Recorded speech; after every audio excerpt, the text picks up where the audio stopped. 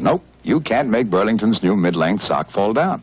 For the first time in the business, creative people really began to control the product more than the business people.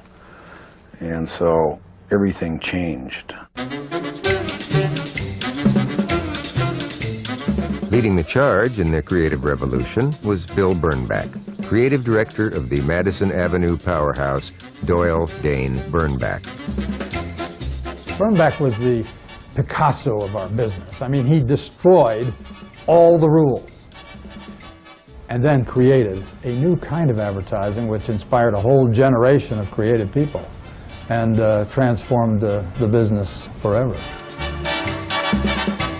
Bill Bernbach sits atop the list of the most influential ad people of the 20th century, as compiled by the trade magazine Advertising Age. And his work for Volkswagen was cited as the best advertising campaign ever.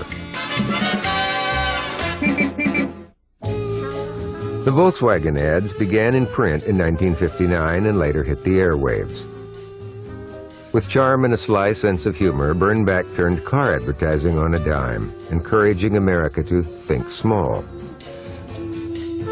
It proved how creativity and art could truly blend with marketing and commerce. How hard is it to sell a car designed by Adolf Hitler to the United States of America, who is driving cars that are 15, 18 feet long and have wings on the back? He riveted attention toward this small car and showed that you could sell by being cool, by being distant, by being ironic, by winking. He essentially broke the wall between the viewer of the ad and the thing. Have you ever wondered how the man who drives a snowplow drives to the snowplow? This one drives a Volkswagen. By the time Volkswagen stopped selling the original Beetle in 1979, Bernbach's advertising had helped spread over 21 million of the bugs all over the world. Another figure who emerged from the creative revolution in the 1950s was British import David Ogilvy, the founder of Ogilvy and Mather, who understood that selling is really about emotion. Big ideas. Now that's what the advertising business is really all about. The consumer really does want meaning. He doesn't want the object, he wants what the object means. David Ogilvy, the great ad guy, said, you know, when selling Dove soap, I could have sold it as a woman's soap or a man's soap. I just chose arbitrarily to choose it as a woman's soap. The ads created by Ogilvy and Mather for Maxwell House still evoke an immediate and powerful response in viewers. It's called the perking pot sound. As soon as they hear the perking pot cue, they know in a minute that it's Maxwell House. People will start to talk about drinking coffee in at their grandmother's kitchen table, and they remember the aroma and the steam coming up into their face, and it's extremely evocative. Really strong advertising, really strong brand-based advertising will do that. I think that the body of David's work isn't just those rare and wonderful ads he did, though they stand up in scrutiny over time. But what he left was his way of thinking, his ability to articulate the values of an advertising agency, to give people something to aspire to. Blaze new trails. Try to make advertising history. The creative revolution also saw the founding of the first agency headed by a woman, Mary Wells, later of Wells, Rich and Green.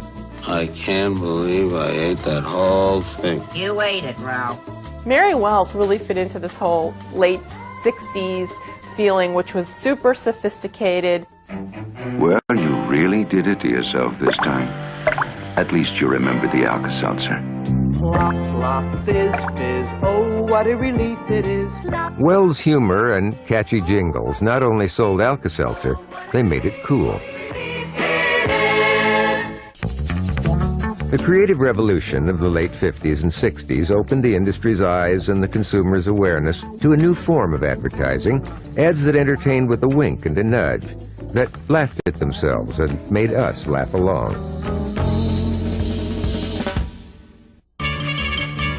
Coming up, just how do these memorable ads come to life? Sell and Spin, a history of advertising, will be back here on the History Channel.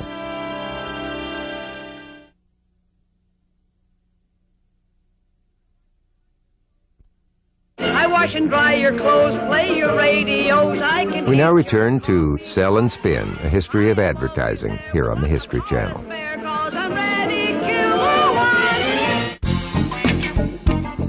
Successful advertising campaigns do not just appear out of thin air.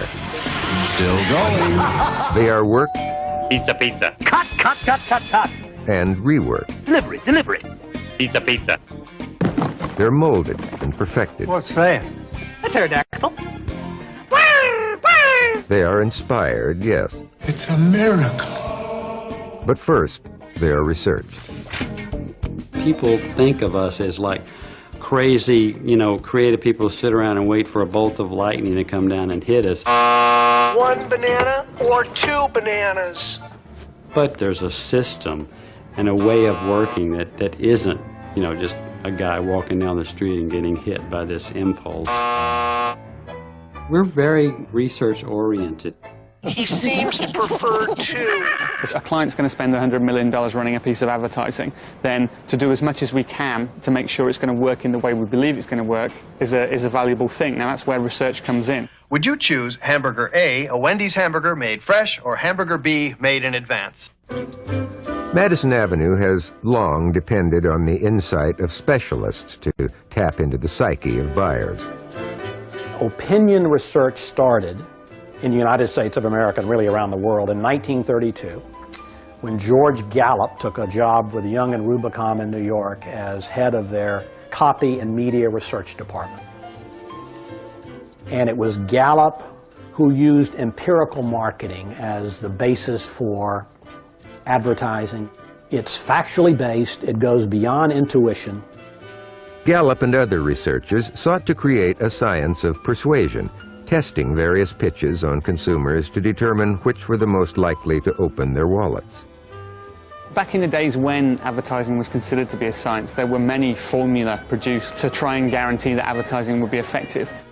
Advertisers relied on studies showing that color print ads using short, concise headlines were the most likely to be read. Research also indicated that repetition was a key to success. That's right, repetition was a key to success. Goes the back team! Goes the back team! People believed very much in that time in terms of stimulus and response, and it was probably a reasonable thing to believe at that time because the products had genuine product differences which you could build into the advertising and people would react in a predictable way. Down go the mean old germs. As the 20th century progressed, the scientific nature of this research was called into doubt. Advertising research is not rocket science, and that research is certainly not as scientifically accurate as others, and that's because it relies on human behavior, self-reported attitudes and beliefs and opinions, and sometimes people are not that predictable. How many of you would like more cheese on your pizza? Though no longer seen as infallible, advertising agencies still regard research as a necessary step. What they have to do is to go to their client and show the client that there's some powerful reason for him to spend millions of dollars. So research in advertising is very often the lamp post to the drunk. It's what you hang on to when you're trying to make your case, present your reasons to the person who's putting the money up. Well, that's every man, woman, and child. Almost every modern-day advertising campaign starts its research by going directly to carefully selected groups of consumers. Focus groups are assemblies of about 10 to 12 consumers, and it's led by a moderator who follows an agenda of questions having to do with a product category. We spend a lot of money and a lot of time on research, finding out what makes the consumer tick, what turns him on, what turns her off, why does she behave as she does. What values does he have? What opinions and attitudes, not only in this country, but around the world?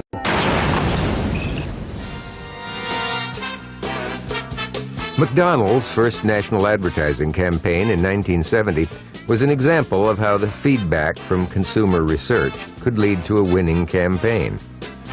We did focus groups. Why do you go to McDonald's? What's special about going to McDonald's? It was seen by consumers as an escape. McDonald's ad men culled the research to find the best words to sell this escape to the public. A special feeling inside. And we noticed that in describing this escape, a lot of the women, and men for that matter, were saying, it's like a little break. And so we came up with, you deserve a break today. So get up and get away to McDonald's, McDonald's, McDonald's. The research led to a memorable pitch, and a profitable one too. During the 4 years the campaign aired, McDonald's sales more than tripled. But research doesn't always rule. Instead, advertisers sometimes just go with gut instinct, as McDonald's did when it decided to teach the world the ingredients of the Big Mac. And we said, but look at the research. People don't care what's in a Big Mac. Lettuce and onion, sesame, all seed bun. It has its own mystique. Pickles, cheese. We shouldn't break it down into its separate parts. 12 beef patties, pickles, sauce, lettuce, cheese, and this. And they smiled and very firmly said, but we want to tell people what's in a Big Mac.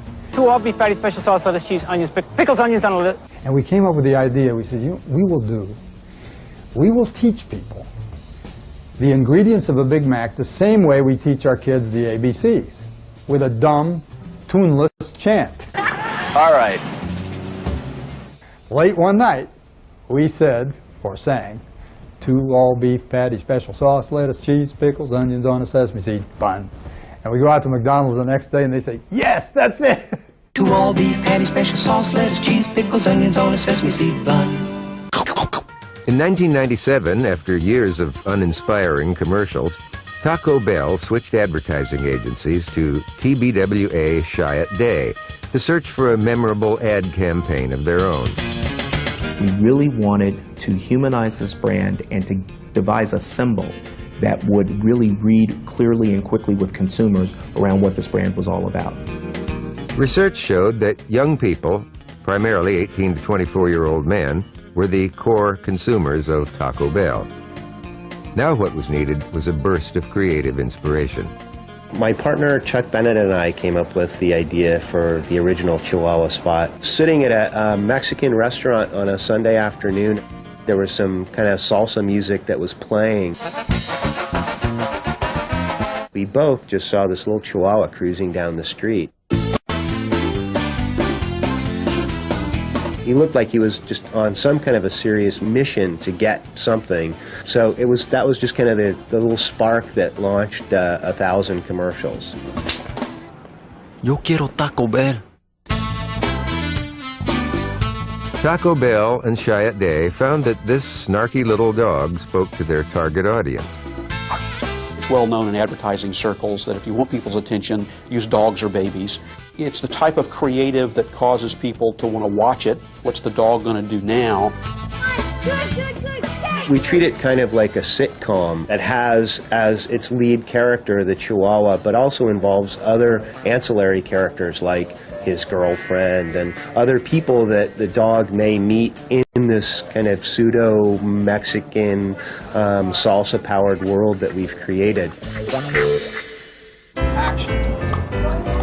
The trick is to use the continuing story of the Chihuahua to serve the client's needs. Account people at Chiat Day, those who conduct the research and act as liaisons with the client, honed in on how best to use the dog. We're working on a spot right now for late night, and so we've done a lot of work with the target, with guys, kind of understanding their relationship to late night at Taco Bell. Is there anything synergistic between the Chihuahua and what he represents to these kids and the way they use late night? And then we would take it to the creative people and we would let them know our strategy and our rationale and what we're looking for out of the ad. A team of creatives, a copywriter and an art director, brainstorm to come up with the next great idea. I'm just trying to imagine like what goes here if you have all this stuff. Right. 75% of the work is us sitting down with our books and figuring out what's the big idea. Yeah, partners may vary, but I think between us, it's very collaborative. The idea that I had for this one was, just gorgeous women. They should just look like the type that you would never turn away. All ideas are first pitched to the creative director of the account. The tag we came up with this was, "It's great late."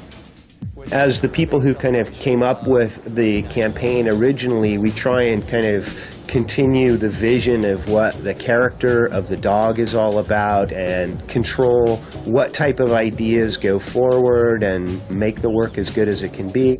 In addition to talking about the food, you're talking about late is great and all the fun stuff that's going on there. Late, dancing, partying. Dancing, partying. Only a small percentage of ideas actually make it through the process. I wish It's Great Late were cooler. It feels like it should be a little bit stranger and a little bit maybe funnier. Sometimes, you go up to them and you present and they don't like anything, so you kind of have to start all over again. The ideas are then reconceptualized, polished, studied, and then pitched again. Maybe his motive is always to be in the coolest place with the coolest people and to get them to get him some food. When the agency has a concept they like, presentations are made to the client. It's got a fairly long gauntlet that an idea has to walk in order to make it from original inception of an idea to something that you end up seeing on television or reading in a magazine. The formula for a successful advertising campaign seems deceptively simple. Start with voluminous research, add creativity, and then, most importantly, cross your fingers. One does not get to provocative advertising. One doesn't get to breakthrough work that basically is the talk of the country without taking risk. Yo quiero Taco Bell. Advertisers may not know what precisely makes an ad work. Mamma mia, that's some species. Cut spicy meatballs, Jack. Sorry. Take 28. But when it does work, we know it. They keep going and going and going.